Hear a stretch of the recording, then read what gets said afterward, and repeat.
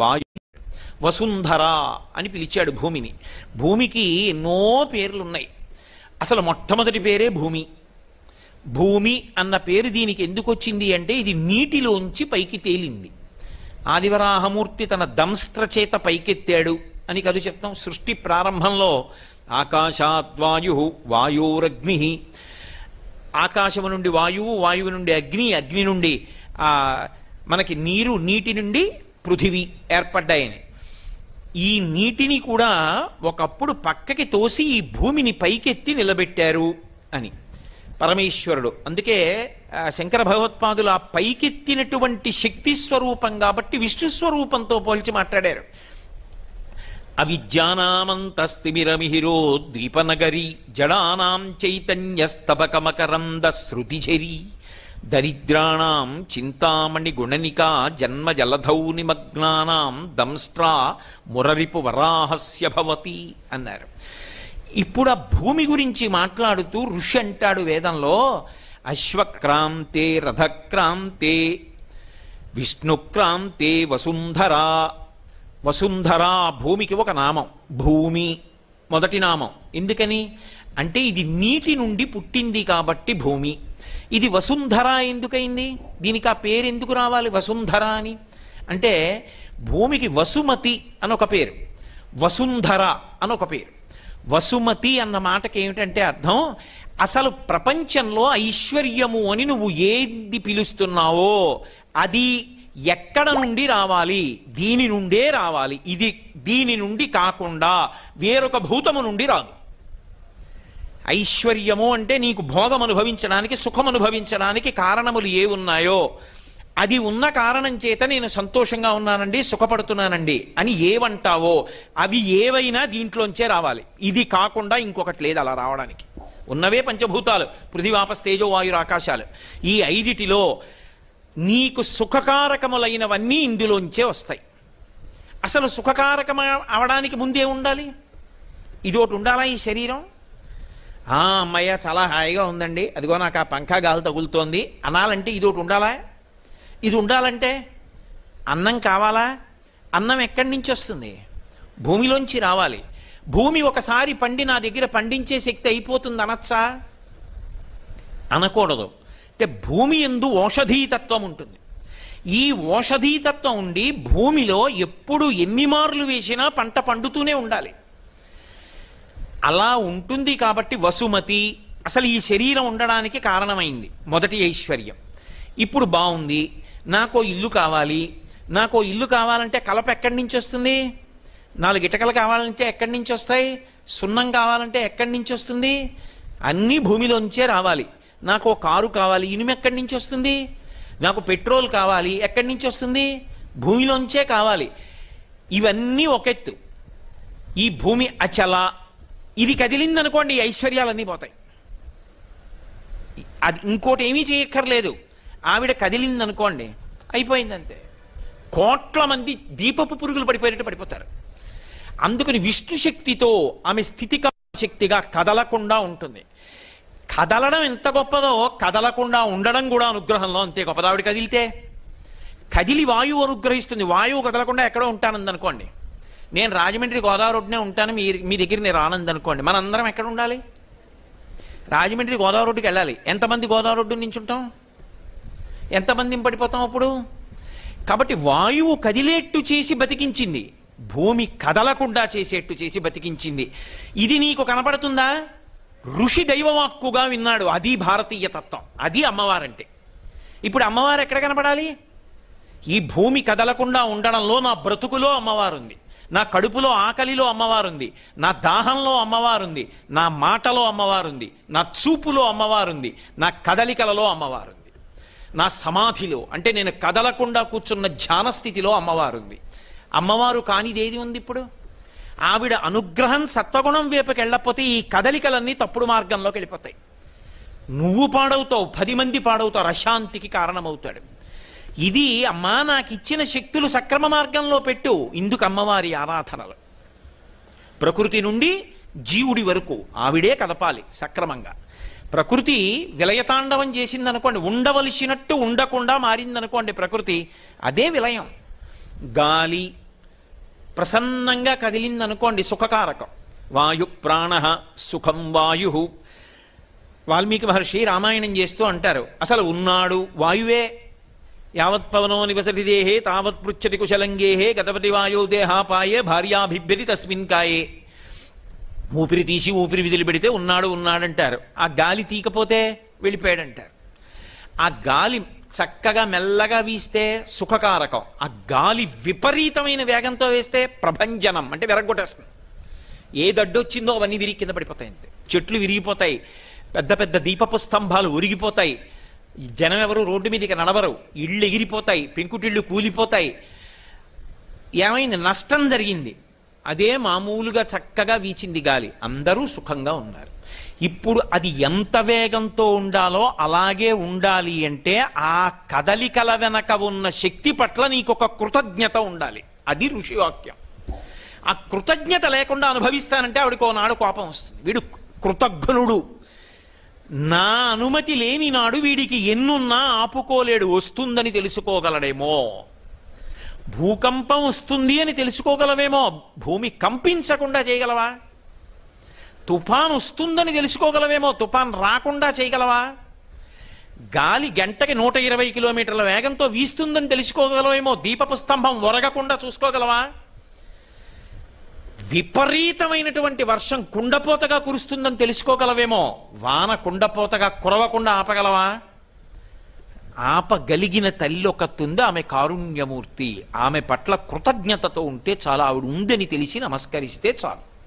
అందుకు ఈ దేశంలో అమ్మవారిని ఆరాధించడం వచ్చింది. అది అలా చేస్తే ఉంటుందా? అది మూర్ఖత్వం కాదు, అది ఋషివాక్యం ఉన్నదటువంటి ఆదిశక్తి ఒకరు. కాబట్టి ఇప్పుడు సమస్త భోగములు ఇందులో ఉన్నాయి. బతుకు నుండి ఐశ్వర్యము నిలబడ్డం వరకు ఈమె యందే ఉన్నాయి. శర్వాణి భూమిలో ఉన్నాయి. అందుకని ఆమె వసుమతి, వసుంధర. సమస్త ఐశ్వర్యము ఆమె యందున్నది, ఐశ్వర్యమును ఆమె ధరించి ఉన్నది. కాబట్టి ఆవిడ అనుగ్రహిస్తే తీసిస్తుంది, ఆవిడ అనుగ్రహించకపోతే ఇవ్వదు. కలిగి ఉండడం వేరు, కలిగి ఉన్నది తనదిగా ఉండడం వేరు. నా దగ్గర ఉన్నవన్నీ నావి కావు. బ్యాంకులో ఒక ఆయన ఉద్యోగం చేస్తూ వెళ్ళి క్యాషియర్ పదవిలో కూర్చుని 10 లక్షలు తెచ్చి అక్కడ పెట్టాడు. అయ్యో పాపం ఆకలితో ఉన్నాడండి, చాలా మంచి ఆయన, భగవంతుడిని నమ్ముకున్నాడు, ఇల్లు లేదు, ఓ 6 లక్షలు ఇచ్చి ఓ ఫ్లాట్ కొనుక్కోమంటానని చెప్పి పిలిచి ఇచ్చేయగలడా? ఉన్నా ఆయనది కాదు, ఆయన ఇవ్వలేడు. ఆయన కొన్ని నియమాలకి లోబడి ఉన్నాడు. ఇస్తే ఎందుకు ఇచ్చాడో, ఎలా ఇచ్చాడో చెప్పాలి. ఆఖరణ మిగిలిందెంతో చెప్పాలి. పుచ్చుకుంటే ఎందుకు పుచ్చుకున్నాడో చెప్పాలి. పుచ్చుకోకూడని రీతిలో పుచ్చుకోకూడదు, ఇవ్వకూడని రీతిలో ఇవ్వకూడదు. నియమాలకి లోబడి చెప్పాలి. భూమాత తనదిగా కలిగినది, తాను ఇవ్వగలిగినది. తనదిగా కలిగినది తనకి కోపం వస్తే ఇవ్వడం కాదు, ఇచ్చినది కూడా పుచ్చుకోగలిగినది. అలా కాకుండా ఉండడానికి ఆవిడ పూజ. అందుకు ఆవిడ అనుగ్రహాన్ని అపేక్షించడం. కాబట్టి వసుమతి, వసుంధర, విశ్వంభర అవి ఆవిడ పేర్లు. విశ్వం అంటే ఏది కళ్ళకి కనపడుతోందో అది విశ్వం. ఏది కళ్ళకి కనపడదో వాడు విశ్వనాథుడు, వాడు విష్ణువు, ఆవిడ అమ్మవారు. కాబట్టి ఇప్పుడు ఆవిడే విశ్వంభర. ఈ జగత్తునంతటినీ ఎవరు భరిస్తున్నారు? ఇంతమందిని, ఇన్ని వాహనాల్ని. అందుకే ఆవిడికి గోత్ర అని ఒక పేరు. పర్వతముల చేత ఆచ్ఛాదింపబడుతుంది. అన్ని పర్వతాల్ని ఎవరు మోస్తున్నారు? ఆవిడే. అందుకని ఆవిడికి గోత్ర అని ఒక పేరు. ఆవిడికే క్షితి అని ఒక పేరు, అవని అని ఒక పేరు. అవని అంటే విష్ణువు యొక్క అంశ రాజుయందు ప్రవేశించి రాజు ద్వారా ధర్మం నిలబడేటట్టు చేస్తుంది. ధర్మము నిలబడేటట్టు చేసి పాపం పెరగకుండా చూసి, ఆవిడికి ఎంతమంది ఉన్నా బరువు కాదు, పాపం పెరిగిపోతే బరువు. పాపము పెరగకుండా విష్ణువే రాజు రూపంలో వచ్చి పరిపాలన చేస్తుంటాడు. అందుకే నా విష్ణు పృథివీపతి, విష్ణువాంశ లేకపోతే పృథివీపతి కాలేడు. ఇన్ని ఐశ్వర్యాలు ఆవిడిచ్చేటట్టుగా చేసినవాడు పృథు చక్రవర్తి. అందుకని ఆయన పేరు మీద పృథ్వీ. ఆవిడ క్షమ. ఆవిడంత ఓర్పు ఉన్న వాళ్ళు ఎవరు లేరు. ఇన్నిస్తున్నా ఆవిడికి గౌరవం ఏంటి? కాళ్ళు పెట్టి ఆవిడ మీద నడుస్తాం. ఆవిడ మీద అస్తమానం పనున్నా లేకపోయినా బస్సు ఎక్కినా ఉమ్ములే, ఆటో ఎక్కినా ఉమ్ములే, కారు ఎక్కినా ఉమ్ములే, స్కూటర్ మీద ఎడుతున్నా ఉమ్ములే, గాలికి వెనకమే ఎవరి మీద పడుతుంది అక్కర్లేదు, మనకి నోట్లోకి వచ్చింది ఉమ్మేయడం అంతే. ఉమ్మేసినా ఆవిడ మీదే, ఇల్లు కట్టుకోవాలి గుణపం బట్టి తవ్వినా ఆవిడ మీదే, మూత్ర విసర్జన చేస్తే ఆవిడ మీదే, మల విసర్జన చేస్తే ఆవిడ మీదే. ఆవిడెందుకు భరిస్తోంది? పసితనంలో తెలియక అమ్మ ఒళ్ళో మలమూత్ర విసర్జన చేసినా సరే పాపం వీడు పిల్లవాడు, ఇంతకన్నా వీడికి శక్తి లేదని కారుణ్యంతో కాపాడినటువంటి అమ్మ యొక్క విశాల హృదయం ఎలా ఉంటుందో అలా, అయ్యో వీడికి ఇంతకన్నా దిక్కు లేదని కాలు పెట్టి నడుస్తున్నా, ఇన్ని తప్పు పనులు చేస్తున్నా ఆవిడ తప్పులంటలేదు నా బిడ్డలని ఓర్పుతో నిలబడుతోంది. కాబట్టి క్షమ. దుర్వాసన లేకుండా, ఆనవాలు లేకుండా, భయపడవలసిన అవసరం లేకుండా తనలోకి కలుపుకుంటుంది ఇన్నిటిని. జ్యా, ఆవిడలోంచే మళ్ళీ పుడుతుంది మంగళప్రదంగా ప్రాణి. ఇన్నిటికీ ఆధారభూతము ఆ తల్లే. ఆ తల్లి అందులో శక్తిగా ఉండి ఇన్నిటిని ప్రచోదనం చేస్తోంది, ఉత్పాదనం చేస్తోంది. ఆ కంటికి కనపడకుండా ఇవన్నీ చేస్తున్నటువంటి తల్లి ఉందే, వాటిని గుణములుగా ఋషి కీర్తించాడు, అప్పుడు నామములుగా వచ్చాయి. లేకపోతే భూమికి భూమి ఒక పేరు చాలుగా, ఇవన్నీ ఎందుకు అంటే అవి ఆవిడ గుణములు. ఆ గుణములు ఎక్కడి నుంచి వచ్చాయంటే వెనక ఉన్నటువంటి శక్తి యొక్క విస్ఫోటనము. ఆవిడ అనేక రకాల అనుగ్రహాలన్నిటినీ కలిపి నామాలుగా పిలిచాడు. ఇప్పుడు ఇవన్నీ నామాలు తలుచుకుంటే ఒక భక్తి ఏర్పడుతుంది. ఆ భక్తి ఏర్పడితే నిద్రపోయిన వాడు లేచినప్పుడు కాలు పెట్టలేడు. అమ్మా ఇంత గొప్పదానివి జగన్మాత, నీ మీద కాలు పెడుతున్నానమ్మా, నా బతుక్కి తప్పట్లేదు, నన్ను క్షమించు, ఒక నమస్కారం చేసి దిగుతాడు. ఇది భారతీయ దృక్పథము, ఇది భారతీయత, ఇది ఋషి దర్శనము అంటారు.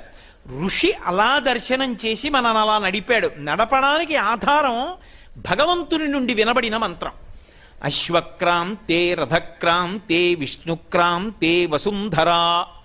ఎంత వాడుకున్నా ఐశ్వర్యం ఎందుకు తరగదు ఈ భూమిలోంచి?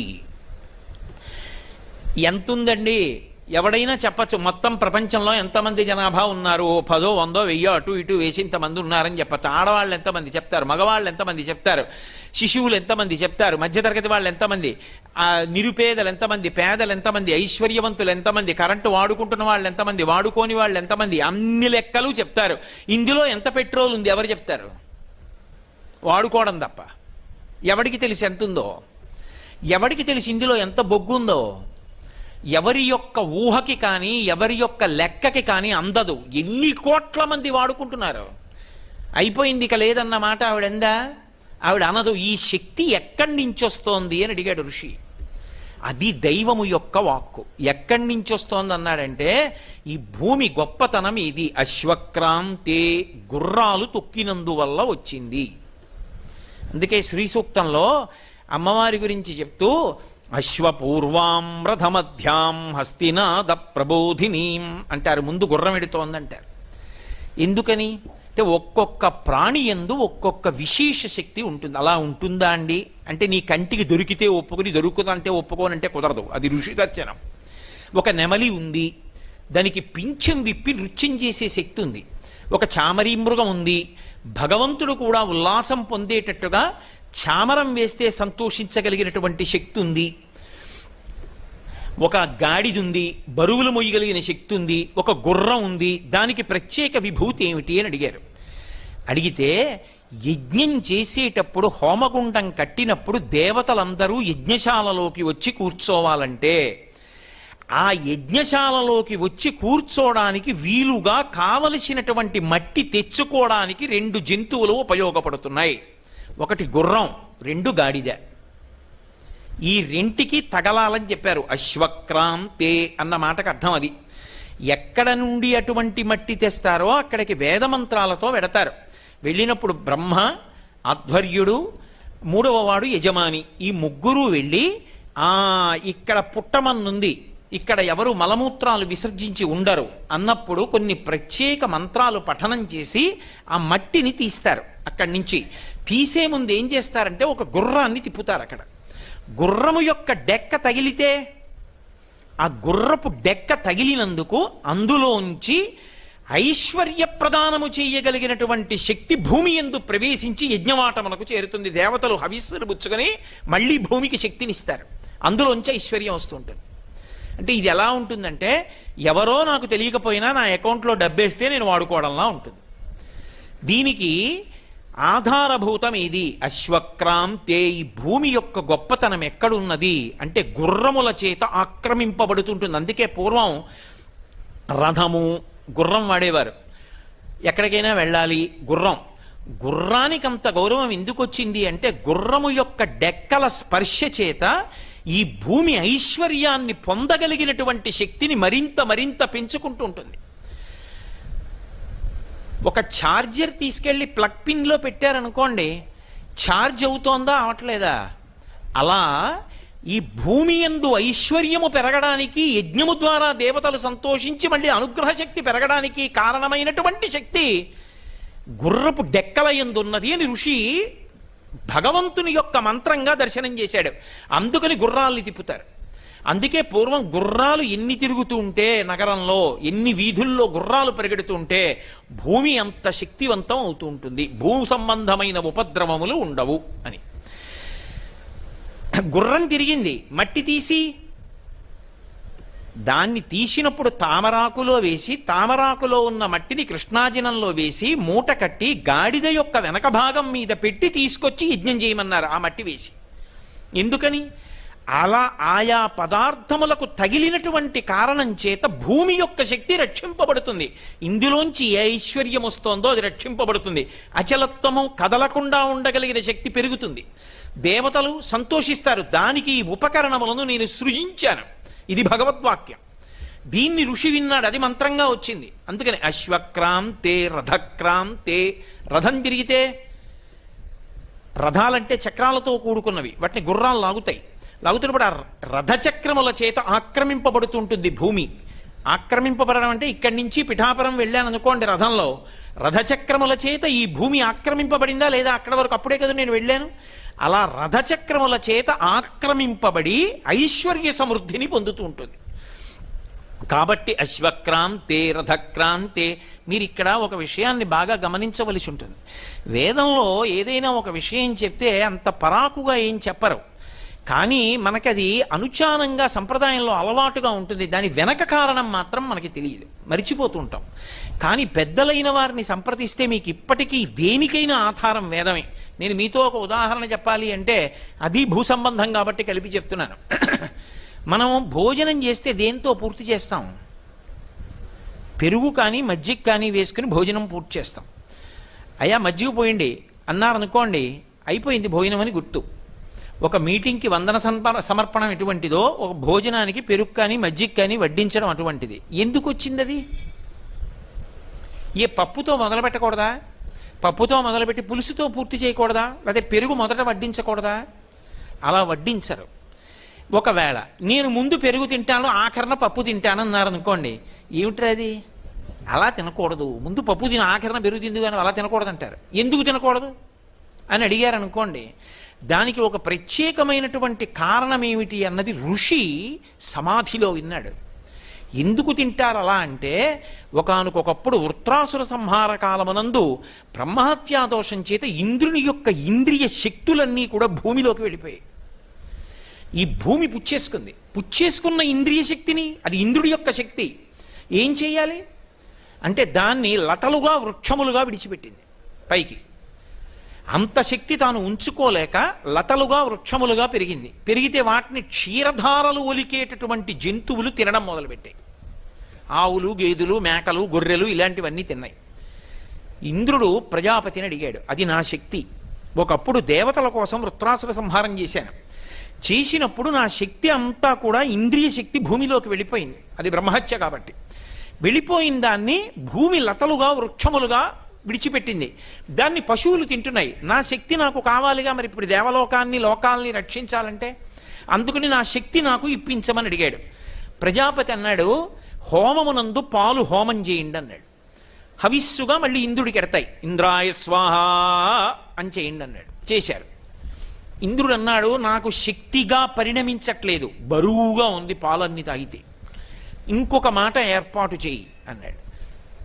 అంటే ఆయన అన్నాడు, అయితే నేను ఇంకొక పని చేస్తానని తోడు పెట్టువారు అని ఒక వర్గాన్ని నిర్ణయం చేశాడు. అప్పటి వరకు పెరుగు లేదు లోకంలో. ప్రజాపతి పాలని పెరుగుగా మార్చుట అంటే దానికి మళ్ళీ ఒక నియమం చేశాడు. నేను చెప్తున్నది వేదంలోంచి చేసమండి, ఏదో నా సొంత కథ పెట్టకథ చెప్తున్నాను అనుకోకండి మీరు. నేను వేదంలో ఉన్న విషయం చెప్తున్నాను. పాలని పెరుగుగా ఎలా మార్చవచ్చు ఆయన కొన్ని విధానాలు చెప్పాడు. సోమలతని పాలలో కానీ వేస్తే, అది తోడుకుంటే, ఆ పెరుగు అగ్నిహోత్రంలో హవిస్సుగా ఇస్తే సోముడు ప్రీతి పొంది ఇంద్రియ శక్తిని పొందుతాడు. ఒకవేళ పాలు తీసుకొచ్చి తోడు పెట్టేటప్పుడు స్థూలబదరి అంటే లావుగా ఉండేటటువంటి రేగుపండు, పెద్ద రేగుపండు తీసుకెళ్లి పాలలో వేసి తోడు పెట్టి హోమం చేస్తే రాక్షసులు ఇంద్రియ శక్తిని పొందుతారు. ఒకవేళ అందులోకి తండులములు అంటే ఓషధులు, మనం వ్రతం అవి చేసేటప్పుడు బియ్యం పోస్తామే, ఆ తండుల రాసి కొద్దిగా తీసుకుని పాలలో వేస్తే పాలు తోడుకుంటే వాటితో హోమం చేస్తే విశ్వే దేవతలు ప్రీతి చెందుతారు.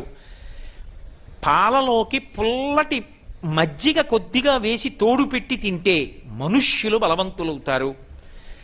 పాలలోకి పెరుగు వేసి తోడు పెట్టి తోడుకున్న పెరుగు హోమంలో వాడితే ఇంద్రుడికి శక్తి కలుగుతుంది. ఇంద్రుడికి శక్తి కలిగితే మనందరికీ శక్తి కలుగుతుంది. వేదంలో ఇంద్రుడు వేరు, అందరూ రక్షింపబడతారు. అందుకే హనుమ ప్రయాణం ప్రారంభిస్తూ కూడా ఇంద్రుడికి నమస్కారం చేస్తారు.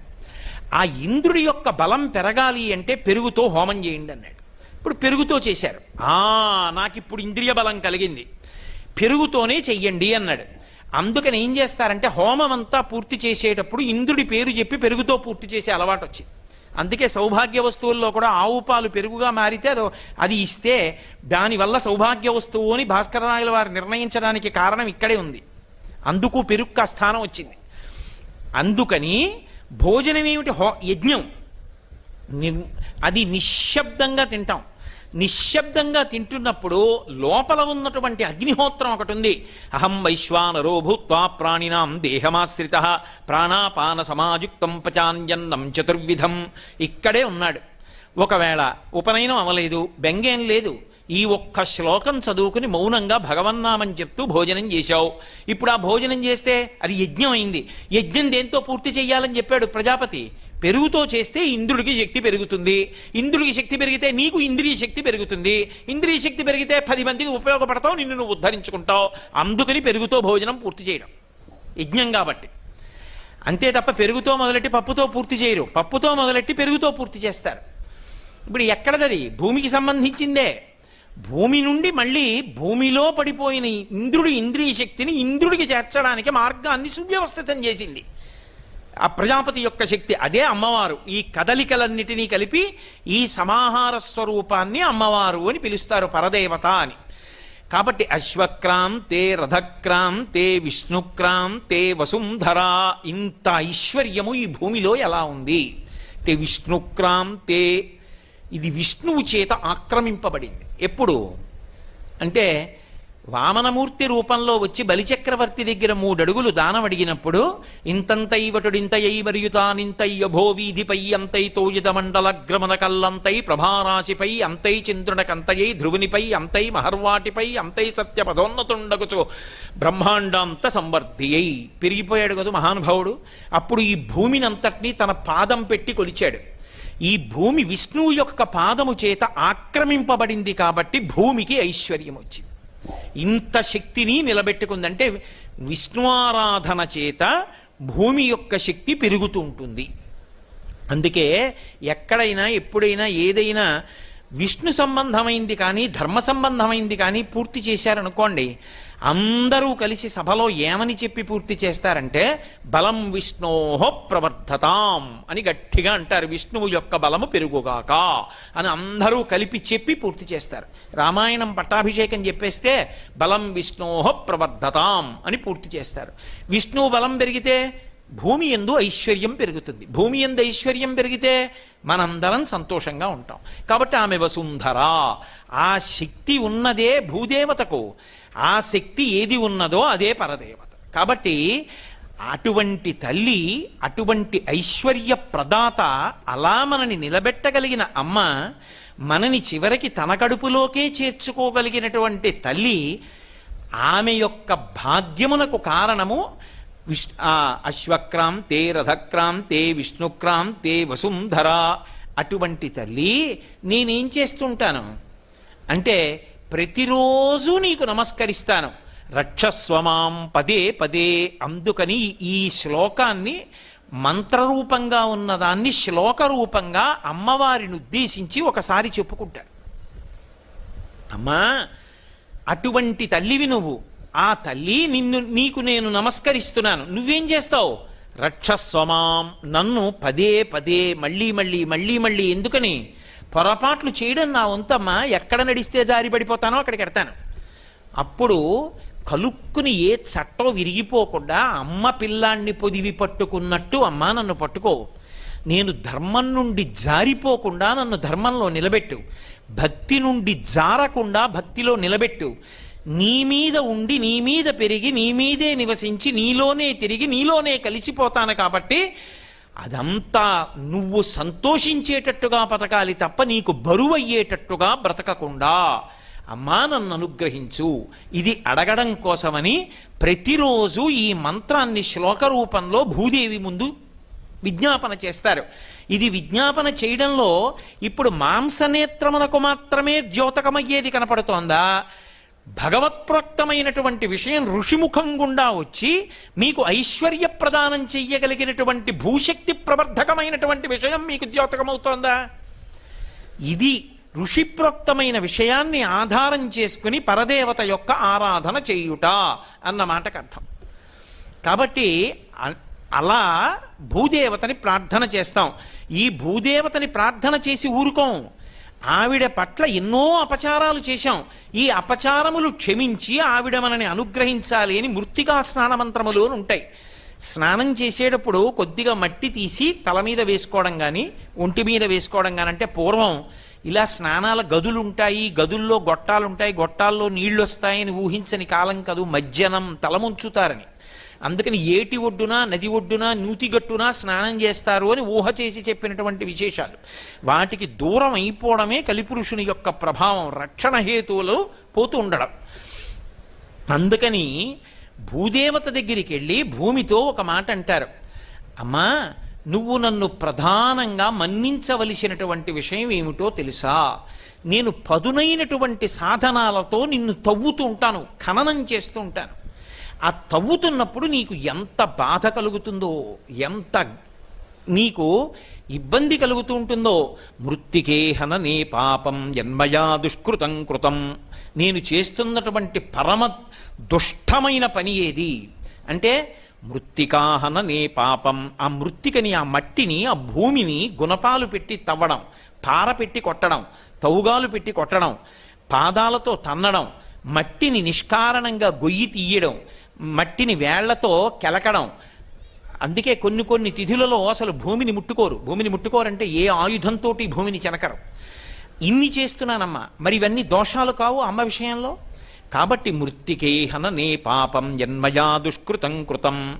నువ్వెవరు? మృత్తికే బ్రహ్మదత్తాసి కాశ్యపేనాభిమంత్రిత. అమ్మా, నువ్వు సాక్షాత్తు పరబ్రహ్మము చేత తీసుకుని రాబడినటువంటి రూపానివి. నువ్వు కాశ్యపేనాభిమంత్రిత, నాకు చెందిన దానివి కావు. నేను అమ్మా నువ్వు అనుగ్రహించావు కాబట్టి బతుకుతున్నాను నీ మీద. అసలు ఎవరిది ఇది? ఇది ఋషిది. ఈ భూమి మనుష్యులదు కాదు. ఈ భూమికి యజమాని ఎవరు అంటే కశ్యప ప్రజాపతి. అందుకని కాశ్యపి అని దానికి పేరు. అందుకే మృత్తికే బ్రహ్మదత్తాసి కాశ్యపేనాభిమంత్రిత అన్నాడు ఋషి. ఎందుకని? పరశురాముడు ఈ భూమినంతటినీ గెలిచేశాడు. అప్పుడు క్షత్రియులందరినీ ఓడించినప్పుడు ఈ భూమి పరశురాముడిది అయిపోయింది. పెద్ద యజ్ఞం చేశాడు పరశురాముడు. చేసినప్పుడు ఈ భూమినంతటినీ ధారబొయ్యాలన్నాడు. దానికి తగిన బ్రహ్మవేత్త దొరకద్దు. కశ్యప ప్రజాపతిని పిలిచి కశ్యప ప్రజాపతికి దానం చేసేసాడు. ఇదన్నమమా అని నీళ్లు విడిచిపెట్టాడు. విడిచిపెడితే కశ్యప ప్రజాపతి పుచ్చుకున్నాడు. ఈ భూమి కశ్యప ప్రజాపతిది, దానం పుచ్చుకున్నాడు. కాబట్టి కాశ్యపి ఆయన అన్నాడు, నువ్వు నాకు దానం చేసేసావు, దానం చేసేసిన దాన్ని ఇక నువ్వు అనుభవించకూడదు, దోషం వస్తుంది. కాబట్టి నువ్వు ఈ భూమి మీద ఉండకెళ్ళిపో అన్నాడు. మరి ధర్మం నిలబడద్దు. మళ్ళీ ఆయన్ని అనుమతిస్తే నాకు మీరు పంచల్సాప్ ఇచ్చారనుకోండి, వెంటనే మా ఇంటికి వచ్చి రేపోసారి కట్టుకి ఇచ్చేస్తాను నాకు ఇవ్వండి అన్నారు అనుకోండి, ఇంకేం దానం అది? కశ్యప ప్రజాపతికి ఇచ్చేసిన తర్వాత పరశురాముడు ఎలా ఉంటాడు అక్కడ? ఉండడం కుదరదిక. అందుకని వేరే భూమికి వెళ్ళిపో, నువ్వు ఇక్కడ ఉండద్దు అన్నాడు. అంటే ఆయన ఇప్పుడు సహ్యాద్రి పర్వతం మీద నిలబడి సముద్రుణ్ణి పిలిచి అడిగాడు, నేను ఉండడానికి భూమి కావాలి కాబట్టి నాకు భూమిని ఇమ్మన్నాడు. అంటే సముద్రుడు భయపడ్డాడు. అసలే పరశురాముడు గండ్రగొడ్డలతో చీల్చేస్తాడు, ఇంతమంది క్షత్రియుల్ని చంపాడు. నేను ఎక్కువిస్తే అంతెందుకంటావేమో, తక్కువిస్తే ఏమంత తక్కువ ఇచ్చావంటావేమో, రెండూ భయమే. నువ్వే బాణం వేయి, ఎక్కడ పడితే అక్కడ వరకు నేను వెనక్కి వెళ్ళిపోతానన్నాడు. నాలో ఉన్న భూమి నీకు ఇచ్చేస్తాను. అప్పుడు బాణం వేశాడు, అది ఎక్కడ పడిందో అక్కడ వరకు సముద్రం వెనక్కి వెళ్ళింది. ఆ సముద్రం వెనక్కెడితే వచ్చిన భూములు ఏమున్నాయో వాటిని పరశురామ భూములు అంటారు. ఇప్పటికే కర్ణాటక, కేరళ వైపు ఉన్నటువంటి ప్రఖ్యాత క్షేత్రాలు పరశురామ క్షేత్రాలు అంటారు. కారణం అదే. కాబట్టి భూమి అంతా ఎవరిది? పరమేశ్వరుడిది. పరమేశ్వరుడు పరశురామావతారంగా వచ్చినప్పుడు ఎవరికి ఇచ్చాడు? కశ్యప ప్రజాపతికి ఇచ్చాడు. నాకు చెందిన దానివి కావు, కానీ ఋషి అనుగ్రహించాడు. ఒరే, ఋషి ధర్మాన్ని మీరు పాటించండి, భూమి బాగుంటుంది, మీరు బాగుంటారు, తరిస్తారు, కాబట్టి ఉండండి భూమి మీద నన్ను అనుగ్రహించాడు. నేనేం చేస్తున్నాను? తెల్లవారి లేస్తే చేసేదంతా నిన్ను ఇబ్బంది పెట్టడమే. మృత్తికే హననే పాపం జన్మయా దుష్కృతం కృతం మృత్తికే బ్రహ్మదత్తాసి కాశ్యపేనాభిమంత్రిత. అటువంటి తల్లి, నువ్వు నన్ను అనుగ్రహించు. ఎలా అనుగ్రహించాలి? నాకు కావలసినంత పుష్టిని అనుగ్రహించు. పుష్టి అంటే లోపల బలాన్ని ఇయ్యి, మనసుకి తేజస్సుని ఇయ్యి, బయట ఐశ్వర్యాన్ని ఇయ్యి. అలా ఎందుకు ఇవ్వాలి? త్వయి సర్వే ప్రతిష్ఠితం, నీ యందు సర్వము ప్రతిష్ఠింపబడింది, నీ యందు లేనిదేదీ లేదు. ఇందాక చెప్పే కదా వసుంధర అన్న మాటకు అర్థం, అన్నీ నీ యందే ఉన్నాయి. అటువంటి తల్లి, మృత్తికే దేహి మే తుష్టిం, ఓ భూమి నాకు తుష్టినియ్యి, ఇచ్చి అన్నీ నీలో ఉన్నాయి కాబట్టి నన్ను అనుగ్రహించు. అందుకే ఋషి దర్శనము అన్న మాటే అంత గొప్పగా ఉంటుంది. మీరు చూడండి, శ్రీ సూక్తంలో ఒక మంత్రం ఉంటుంది, అది భూసంబంధం. అమ్మవారికి గంధం అలంకారం చేసేటప్పుడు ఆ మంత్రం చెప్తుంటాం, గంధద్వారాం దురాదర్శాం నిత్యపుష్టాం కరీషిణీం ఈశ్వరీం సర్వభూతానాం తామిహోపహ్వజే శ్రియం అని. ఆ మంత్రం అమ్మవారికి గంధం అలదడానికి వాడతాం, కానీ అసలు ఆ మంత్రం ఎవరిదో తెలుసా? భూదేవతకి సంబంధించింది. ఋషి దర్శనం చేశాడు. గంధద్వారాం దురాదర్శాం. మనకి పంచతన్మాత్రలను ఉంటాయి, పృథివీ ఆపస్తేజో వాయురాకాశాలను ఆశ్రయించి శబ్ద స్పర్శ రస రూప గంధములు ఉంటాయి. వాసన ఎక్కడుంటుంది అంటే భూమిలో ఉంటుంది. వాసన అన్నదంతా భూమికి చెందినది. ఉంది కాబట్టి అక్కడ మల్లెతీగ పెట్టాననుకోండి, మల్లెతీగ నుంచి వచ్చిన పువ్వు అంత సౌరభంతో ఉంటుంది. జాజి పువ్వు జాజి సౌరభంతో ఉంటుంది. అది ఎందులోంచి వచ్చింది? భూమిలోంచి వచ్చింది. జాజి తీగకి ఒక మామిడి పండు పండింది అనుకోండి, దాని వాసన ఒకలా ఉంటుంది. ఓ పనస పండు పండింది అనుకోండి, దాని వాసన ఓలా ఉంటుంది. మామిడి పండు దాచచ్చు, పనస పండు దాచలేము. దేని వాసన దాని. వాసనలన్నీ ఎక్కడి నుంచి వచ్చాయి? భూమిలోంచి వచ్చాయి. ఓ భూమి, గంధము నీది. గంధం అంటే వాసన. గంధద్వారాందురాదర్శాం. అమ్మా, నువ్వు కదిలేటట్టు చేసే శక్తి నాకు లేదు. ఇది నీ యొక్క గొప్పతనం. భూమి కదిలిపోయేటట్టు, అంటే భూమి అంతా కదిలిపోయేటట్టు చెయ్యగలిగిన సాధనము లోకమునందుండదు. ఎందుకని? అది మహాపాపకర్మ కనుక ఈశ్వరుడు అంగీకరించలేదు. అటువంటి సాధన ఉండదు. ఎక్కడైనా అంతే, భూమి కదిలేటట్టుగా ఏదీ చేయకూడదు. అందుకే చిన్నతనంలో మాట అనేవారు మాకు, ఎందుకురా నీకు చెప్పులు చప్పుడవుతాయి నడిస్తే అనేవారు. అంటే గబగబా నడిచి చెప్పులు టప్ టప్ టప్ చప్పుడు రాకూడదు. నడిచి వెడుతూ ఉంటే పదఘట్టనము వినపడకూడదు. అంటే భూమి యొక్క అదురు వినడానికి వీల్లేదు. అంత జాగ్రత్తగా నడవాలి. కాబట్టి అమ్మా, నిన్ను నేను కదపగలిగిన వాడను కాను, అటువంటివి చెయ్యకూడదు నేను. పైగా సమస్త భూతములు నీ నుండే వచ్చాయి, నువ్వే తల్లివి అన్నిటికీ. అన్నిటికీ తల్లి నువ్వే. ఇది అసలు ఋషి దర్శనంలో అమ్మవారిని చూడ్డము అన్న మాటకు అర్థం ఇది. ఇది నా దేశానికి తప్ప ఎక్కడా లేదు. నా అంటే మన, ఆ సంతోషంలో మాట అంటానంతే. ఈ సృష్టి అంతా ఎలా రావాలి? జరాయుజములు,